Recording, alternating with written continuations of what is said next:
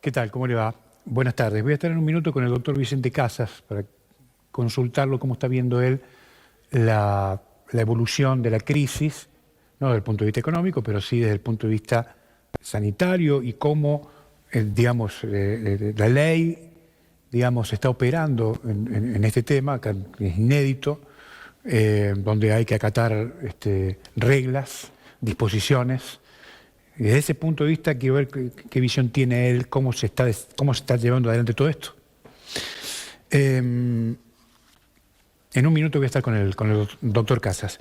La crisis sanitaria se prolonga y anticipa graves efectos sociales y económicos. Pero además de eso hay como un peligroso virus que se hace visible y se potencia con el paso de la pandemia y se manifiesta a través de conductas autoritarias en las personas.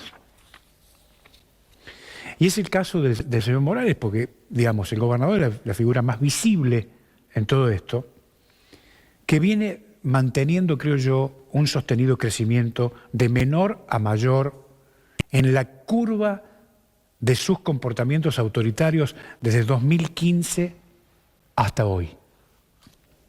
Y me parece, a propósito de esto que les estoy comentando, me parece apropiado repasar una suerte de historia clínica sobre los episodios protagonizados por el señor Morales que certifican su comportamiento autoritario. Desde el enfrentamiento con los periodistas de este medio, pasando por las descalificaciones a empresarios del transporte que en un momento del conflicto dijo: ustedes son ineficientes y mafiosos, hasta las trompadas en la mesa en el marco de una discusión que mantuvo el gobernador en su momento con productores tabacaleros.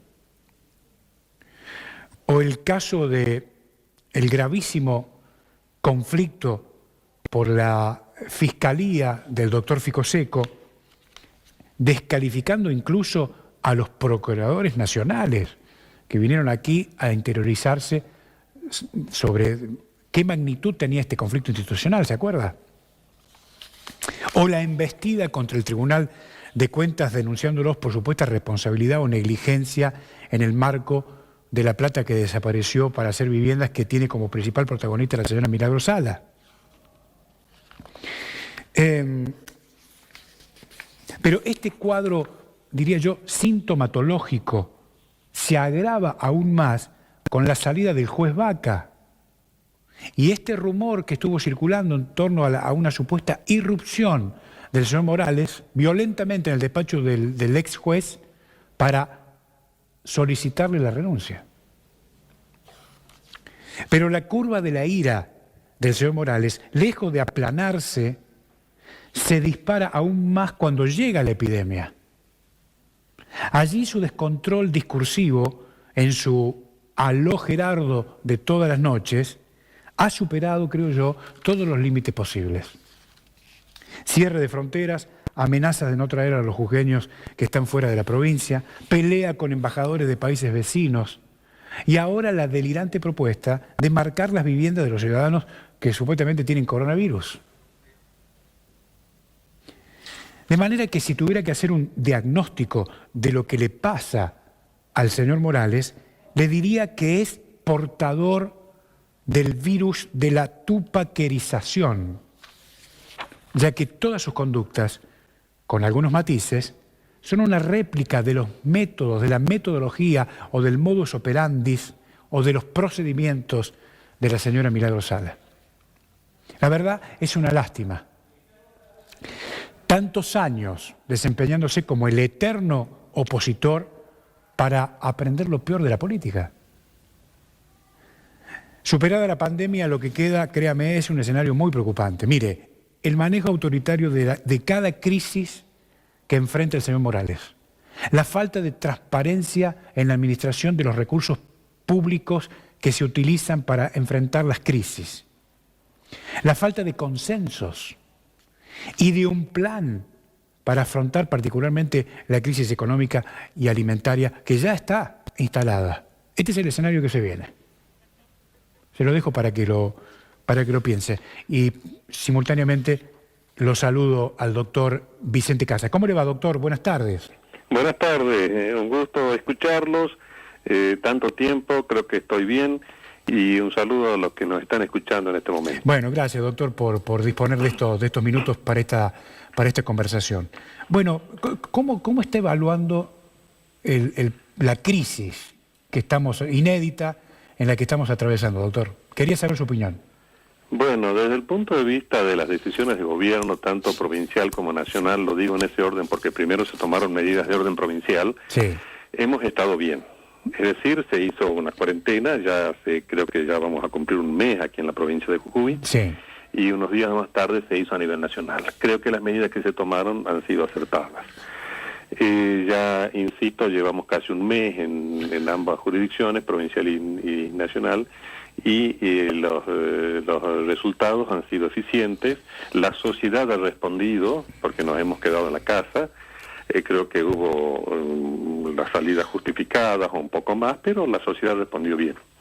Ahora, quisiera hacer un reconocimiento de eso porque otras naciones no lo han hecho y han tenido consecuencias muy penosas.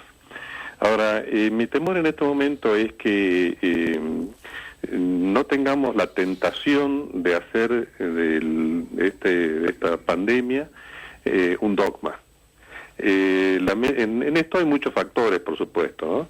La medicina, la higiene, la salud pública no son ciencias exactas. Son ciencias humanísticas, que dentro de lo cual la ciencia ocupa un lugar importante, la ciencia social. Quiero decir que hemos tenido un éxito importante. Ahora, cuando nosotros escuchamos decir al presidente de la Nación, no quiero que haya más de 100.000 muertos, a estar a los resultados después de un mes de cuarentena, es posible, es casi seguro que no lo vamos a tener. Entonces, no antepongamos eso, no hagamos de esto un dogma. Un dogma es una verdad, un hecho, una manifestación, una realidad que es eso, que lo que yo digo es un dogma, es una realidad, y no se puede discutir. No, esto hay que discutirlo. Hay que discutirlo para empezar a levantar las barreras de la cuarentena. Yo creo que en el ámbito de Jujuy también ocurre un poco lo mismo. Ya habría que ver a esta altura de los acontecimientos, casi un mes de la cuarentena, de empezar a liberar algunas actividades. Por supuesto, de manera provisoria, porque en esto influye algo importante en nuestras vidas, que es el miedo. El miedo es humano. Y es razonable que lo tengamos. Todos tenemos miedo a que pase algo. Felizmente ha pasado, todo lo que los gobiernos han hecho ha estado bien, ¿no? Y lo que ha pasado ha sido un resultado mínimo frente a otras naciones que han tenido unas consecuencias peores. Ahora, aquí habría que empezar a levantar un poco esto de las restricciones que existen, decía, porque ya amerita que así se haga. Con restricciones, porque si, por ejemplo, ¿cuál es el problema, cuál es el miedo que el gobierno y la sociedad tienen en este momento, nacional y provincial? Que haya una avalancha de infectados y no haya suficientes médicos, no haya suficientes respiradores y no haya suficiente medicina. Es razonable. Bueno, entonces levantemos desde mañana, por ejemplo, por 2 días, no todas las actividades, pero hay actividades laborales y comerciales que tienen que empezar a liberarse después de un mes de una buena prueba que hemos tenido en la nación y en la provincia. Está bien que los que ingresan a la provincia se hagan el control, está muy bien. Y bueno, ya allí vamos más seguros. Entonces yo diría eso, nosotros no hagamos de esto una situación que no se puede discutir, sino que hay que empezar a liberarla. ¿Sabe por qué? Porque esto ya avecina en el mundo entero una crisis económica de manera descomunal. ¿Y qué es lo que traen las crisis económicas? Las crisis económicas también se llevan vidas. Entiendo. Las crisis económicas también se llevan salud. Y las crisis económicas también se llevan bienes. Y no vamos a estar ajenos a eso. Entonces hay que empezar a preparar con tiempo y con cuidado. Esto no quiere decir que mañana todos salgamos, sino que mañana, digo yo, o el día que el gobierno lo diga, salgamos con cuidado y a la prevención. con barbijo, con todo lo que se ha venido diciendo. Entonces, cuando hacemos de esta una situación que no podemos hablar o que no podemos discutir, bueno, vamos a ir por un mal camino. ¿Usted cree que este tipo de emergencias inéditas, al menos para nosotros, invita a la manifestación de algunas conductas autoritarias? ¿Cómo lo ve usted desde el derecho al tema? Sí, pareciera que sí, pareciera que sí. Y sabe que como conductas autoritarias, y también voy a permitirme agregarle algo, como conductas de dudas y de desconfianzas, que está bien que las tengamos porque también forman parte de la naturaleza humana, pero que buscan un sentido distinto a cómo tiene que manejarse. Por ejemplo, está mal que el presidente o el gobernador, llámese como se llame, tomen las decisiones solos con su gobierno. Tienen que convocar a los sectores de las fuerzas productivas, a los empresarios, a los industriales, a los comerciantes, a los gremialistas, a todos, para ver cómo se va a levantar, porque esto no es una cuestión de uno solo. Hasta ahora lo van llevando bien, pero no es una cuestión de uno solo, sino es de todos. Entonces hay conductas autoritarias. Cuando, por ejemplo, a nosotros nos enteramos por los medios de comunicación que hay un periodista, Jonathan Viale, que le ha pasado lo que le ha pasado por haber opinado de una manera determinada. Sí. Bueno, a eso evidentemente es es el ejercicio de una autocracia muy, muy difícil de ver que nosotros podemos tener mañana un poquito de tranquilidad en la opinión, ¿no es cierto? Aprovecho para solidarizarme con él. No lo conozco más que por los medios de comunicación, pero me parece que lo que se le ha hecho no es justo haberle hecho eso. Entiendo. Otra cuestión, cuando aquí ocurrió un hecho en la nación, un hecho muy delicado, hay unos sobreprecios con la compra de fideos y de aceites, donde el gobierno nacional es como si la cosa fuera del vecino. Él debería haber hecho la denuncia penal, y la hizo una abogada, Silvina Martínez, sí, que creo que es una particular. Está muy bien la actuación de ella, pero ¿y el gobierno qué hizo? No hizo ninguna denuncia. Es más, el fiscal antes de ayer le ha dicho al ministro de Economía: usted tiene que hacer una investigación en el ministerio. ¿Qué le está diciendo? Usted haga el sumario, y no lo ha hecho el sumario. Entonces esas son situaciones que a mí me preocupan mucho, y es mi deber señalarla frente a la pregunta que usted me hace, ¿no? Porque no debe haber pasado. Además nos dicen que hay 15 funcionarios que habrían pedido, a los cuales les habrían pedido la renuncia, pero no se menciona cuáles son. No se dice quiénes están, no se dice dónde están ahora. Es probable que sigan a la función pública. No hay acceso al expediente. Y no hay acceso al expediente. Es decir, se vulnera con eso una característica de la forma republicana de gobierno, que es la publicidad de los actos gubernamentales. Entiendo. Señores, se procede a situaciones miserables, ¿no es cierto? Perdónenme la expresión, porque aprovecharse de una pandemia, aprovecharse de la salud, del peligro de muerte de una persona para facturar sobre precios de la forma que se lo ha hecho, es tener una actitud muy, yo no me animaría a decir de nuevo lo que acabo de decir, pero tenemos que pensar esto y tenemos que exigir. Fíjese lo que ocurre en muchas cosas. Bueno, paso un poquito al ámbito de la provincia. Aquí se hablaba que el gobernador iba a marcar las casas de los domicilios de las viviendas que tenían alguna sospecha. Sí. Es como marcar. Esta mañana felizmente escuché por la radio que el periodista Lanata le pregunta y él ha dicho no, el gobernador de la provincia de Jujuy ha dicho no vamos a hacer eso. Bueno, pero parece que en algún momento se pensó. ¿Y por qué se pensó? No salió a decir yo no he pensado ni lo iba a poner en acción o en dinámica, esa práctica tan difícil, ¿no es cierto?, tan de marcar a la gente o los domicilios de la gente. Él no salió a decir que no lo iba a hacer, no lo desconoció, dijo no lo vamos a hacer. Es decir, que lo pensaba hacer. ¿Y dónde está la fuerza de esto? Está en ustedes, en los periodistas que tienen que seguir, en la sociedad también, ¿eh? Yo como integrante de la sociedad no me voy a sacar la responsabilidad de señalar cuando vea algunas cuestiones que no están bien. Entonces esto es lo que preocupa. Doctor, ayer, anoche, el diputado Mario Negri dijo es necesario que funcionen los tres poderes del Estado. Sí. Y Mario Negri es un aliado de Evo Morales. Sí. Y aquí estamos esperando que alguien apriete un botón para que funcione la justicia, apriete otro botón para que funcione la legislatura. ¿Cómo lo ve? Bueno, a eso me gustaría agregarle algo más. Sí.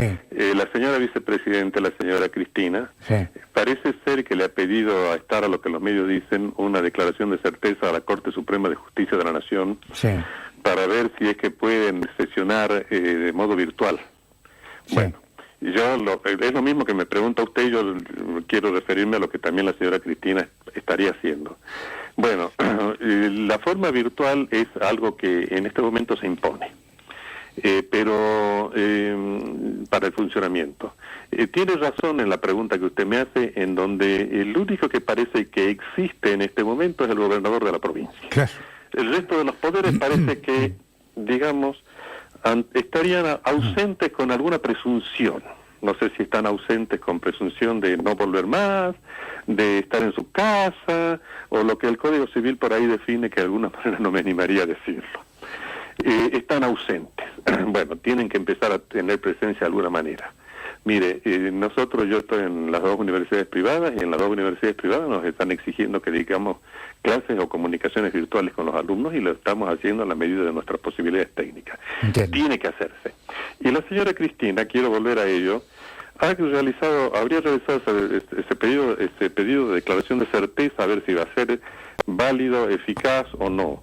Bueno, me parece que no debe hacerlo, porque los poderes son independientes. Ajá. ¿Por qué le tiene que preguntar un poder al otro? ¿Por qué le tiene que pedir permiso a un poder al otro para hacer lo que la Constitución le dice que tiene que hacer? Entonces, ¿por qué? Porque tiene miedo, tiene alguna inseguridad, que si mañana quiere reunir a los senadores no los puede reunir, porque no hay número, porque no están de acuerdo en alguna decisión que ella está pensando tomar. Todo esto podemos pensarlo. Sí, claro. Porque el hecho generador de estos pensamientos está dado de esta manera, la desconfianza. Ahora, doctor, ahí lo interrumpo ahí un minuto, si me permite, ¿no? Sí. Digo, ¿se puede interpretar que este tipo de pandemia promueve, digamos, conductas antidemocráticas, digamos, va en contra de los sistemas y de los procedimientos democráticos o propios de la democracia? Bueno, estamos en un estado de necesidad, ¿no? Ese es un estado de necesidad de la salud, de todo lo que hace a la vida del ser humano. Pero eso no tiene que llevarnos a pensar que la Constitución nos permite hacer lo que nos dé la gana. No. Mientras mayor riesgo hay en el estado de necesidad, mayor vigencia de la Constitución. Entiendo. Tiene que estar presente la Constitución. No podemos permitirnos algunos lujos que la Constitución no nos da, porque entonces estamos actuando mal, ¿no es cierto? Y también yo en esto le quería decir algo más con el funcionamiento de las instituciones. Sí. Bueno, una forma parecería que es lo virtual. Perfecto, vamos a ir a ello. Pero tengamos mucho cuidado, porque en Argentina parece que nosotros tenemos un gran país en Argentina. Somos una gran nación, somos una sociedad hermosa. Pero ¿sabe qué falló en Argentina siempre? La disciplina. Aquí me parece que eso ocurrió, nos faltó siempre la disciplina. Entonces, cuidado en los cuerpos deliberativos, me refiero al Congreso, a las legislaturas, a los consejos deliberantes, cuidado con aquella mala experiencia que ya hemos tenido en el tiempo, que es sentar legisladores truchos. Entonces, en eso tenemos que estar atentos los periodistas y la sociedad para señalar lo que ha pasado, porque no vaya a ser que la declaración de certeza, no vaya a ser que la sesión, que no tiene quórum, que no llegan al quórum, sienten algunos virtualmente que no tiene que estar sentado en el lugar que está. Ahora, con semejante tragedia que estamos atravesando, ¿cree usted que va a haber cabezas que piensen en estas cosas? Mire, yo quisiera contestarle que no, pero después de lo que pasó con los precios de los fideos y del azúcar y del arroz, yo, permítame que no conteste la pregunta suya. Doctor, mi última pregunta, ya lo dejo que siga con sus tareas habituales en la cuarentena. Doctor, yo creo que el mundo va hacia digamos, una dirección peligrosa, de acuerdo a lo que se está leyendo hasta ahora en los principales diarios norteamericanos, en torno al conflicto entre China y los Estados Unidos por el virus. Sí. ¿Usted lo ve igual? Sí. Evidentemente, esto presenta para mí un escenario distinto, ¿no?, de la contienda. La contienda ahora es virósica a partir de esta dura lección que estamos teniendo. Ya no van a haber armas nucleares, menos, ya van a haber virus. Y este es un peligro que tenemos. Yo creo que sí, yo creo que aquí esto nos da paso a la sociedad, a la familia y a los humanos y al ciudadano, a que cerramos un capítulo de la historia y abrimos paso a otro capítulo. ¿Cómo será el que viene? Bueno, no lo sabemos, dependerá de nosotros cómo lo vamos a manejar. Pero ahora ya la guerra no va a ser con armas, no va a ser con ocupaciones, no va a ser como decía Napoleón Bonaparte, que la infantería es la reina de las batallas, va a ser el virus, la reina de las diferencias que vamos a tener los seres humanos. Esto parece que así va a ser y es el mundo que nos espera. Doctor, le mando un abrazo, gracias por esta conversación, ¿eh? Gracias a ustedes y un saludo a todos. Gracias. Hasta luego. El doctor Vicente Casas con nosotros. Nos reencontramos mañana. Chao.